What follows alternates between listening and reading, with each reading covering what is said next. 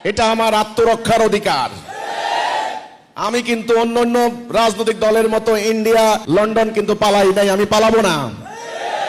আমি এই কোরআন থেকে পালানো শিখি নাই, আমি এই কোরআন থেকে পিঠ দেখানো শিখি নাই, আমি এই কোরআন থেকে দুর্বল হওয়া শিখি নাই। কাজে আমি সরকারকে পরিষ্কার বার্তা দিতে চাই, আমার আত্মরক্ষার অধিকার বলবৎ করতে হবে। আপনারা কি করবেন না করবেন আমি জানি না। এই উগ্রবাদী ধর্ম ব্যবসায়ী এই সাপের বংশধরের হাত থেকে এই রাষ্ট্রের জনগণকে রক্ষার দায়িত্ব আপনাদের। যদি আপনারা করতে না পারেন সে দায় আপনাদের, কিন্তু আমার এলাকা রক্ষার দায়িত্ব আমার।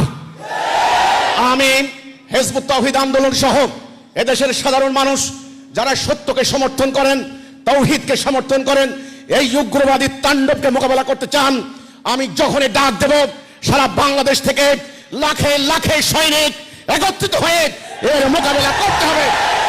এই লড়াই আমাদের মুক্তির লড়াই, এই লড়াই আমাদের বাঁচার লড়াই, এই লড়াই আমাদের ঈমান রক্ষার লড়াই। এই লড়াই আমরা জীবন দেব, পালাবো না। কারণ আমরা কোনো অন্যায় করি নাই, কোনো আইন ভঙ্গ করি নাই। এত বড় হিম্মত এই দেশে থাকতে দিবে না। Who are you? Who are you? তুমি কে? থাকতে দিবা না এই দেশে? দেশ কি তোমার বাপ দাদার? কোথায় কোথায় দেশে থাকতে দিবা না। এখন সময় হয়েছে এদের বিরুদ্ধে দুর্বার প্রতিরোধ রচনা করার। সবাই কি আপনারা রেডি?